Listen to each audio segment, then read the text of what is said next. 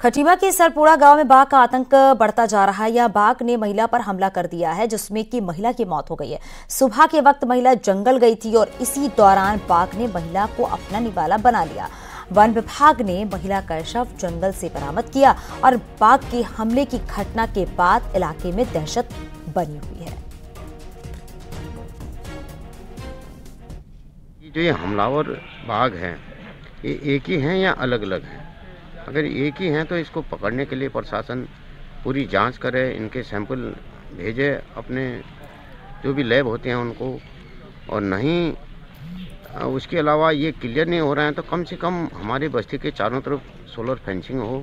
उसके जंगल से लगे हुए क्षेत्र में एक महिला शौच के लिए बाहर गई थी, तो सुबह 6:30 बजे की घटना है और बताया गया कि उसको बाघ के द्वारा उस पर हमला कर दिया गया है। तो हमने उसकी शव ढूंढने की काफ़ी प्रयास किया, तो अभी उसका शव भी हमको मिल गया है। देहरादून नगर निगम में 60 करोड़ से ज्यादा के घोटाले का खुलासा हुआ है। आरटीआई से हुए बड़े खुलासे के बाद अब जांच भी शुरू हो गई है। यहां पर दून नगर निगम के 100 वार्ड में 1021 पर्यावरण मित्रों की तैनाती होनी थी, जिसमें पार्षद अपने वार्ड में 10 से 20 सफाई कर्मचारी रख सकता है और इनको 500 रुपये हर दिन के भुगतान होने थे। लेकिन पार्षदों ने सफाई कर्मचारियों के नाम पर अपने नाते रिश्तेदारों के नाम दे दिए हैं, जिन्होंने सफाई तो नहीं की लेकिन हर दिन के हिसाब से 500 रुपए उन्हें मिलने लगे। आरटीआई से हुए खुलासे के मुताबिक हर वार्ड में बड़ी संख्या में कर्मचारियों के पते दर्ज नहीं हैं और ज्यादातर कर्मचारी गोदियाल, नैथानी, शर्मा, गहलोत, रावत, चौहान और गुप्ता हैं और उनका कोई एड्रेस नहीं है। यही नहीं, चेकिंग हुई तो 80% से ज्यादा कर्मचारी फिजिकली कहीं मिले ही नहीं। लिहाजा ये घोटाला 60 करोड़ से ज्यादा का बताया जा रहा है और अब इसकी जांच शुरू हो गई है।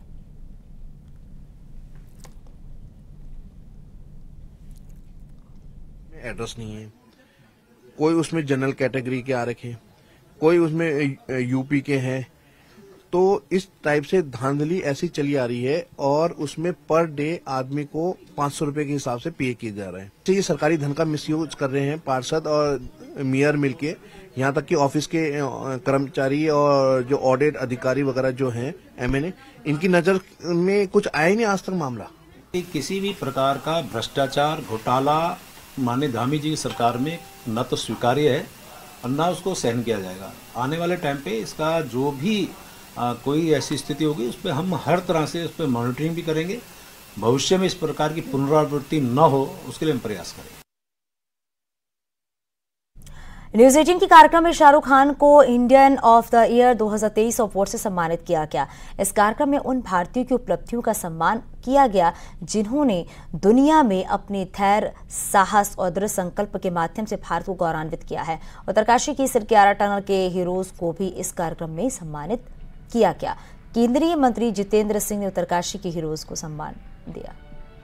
CNN News 18 honors the heroes of Uttarkashi.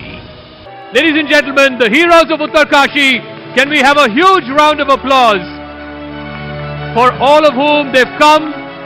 All of India was riveted for the 17 days that they were caught in the rat hole and they were rescued by Mr. Atul Karwal.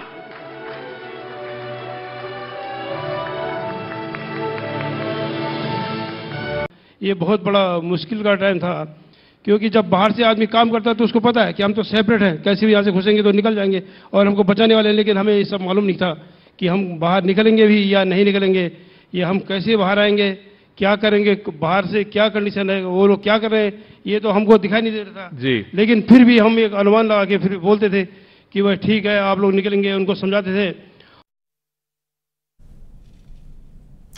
Ayodhya Ram मंदिर में 22 तारीख को होने वाला जो कार्यक्रम है वो अलौकिक होगा और प्रभु राम अपने भक्तों पर कृपा बरसा रहे हैं। राम मंदिर प्राण प्रतिष्ठा पर देहरादून पहुंचे गायक कैलाश खेर ने और क्या कहा, आइए आपको सुनाते हैं। इस वक्त हमारे साथ मौजूद है पद्मश्री कैलाश खेर जी।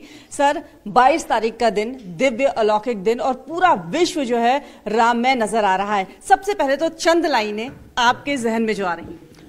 अजी मैं तो राम ही राम भजूरी मेरे राम, राम ही पार लगावेंगे।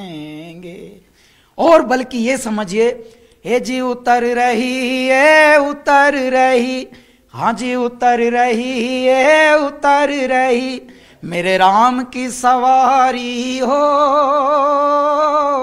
स्वागत करता स्वयं मेरे भोले भंडारी हो।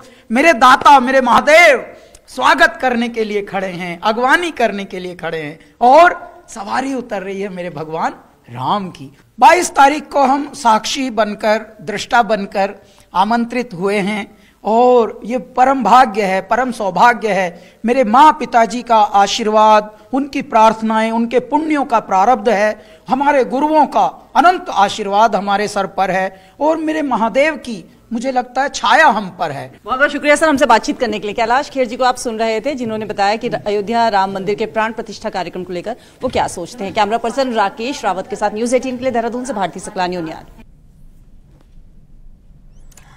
देहरादून से अब अयोध्या के लिए सीधी बस सेवा चलने से स्थानीय लोगों में खुशी है। सीएम पुष्कर सिंह धामी के निर्देश के बाद परिवहन निगम ने अयोध्या के लिए रोजाना रोडवेज बस का संचालन शुरू कर दिया, और ऐसे में अयोध्या राम मंदिर के दर्शन के लिए जाने वाले श्रद्धालुओं में खासा उत्साह है। देहरादून से अयोध्या के लिए चल रही बस का किराया 1095 रुपए है।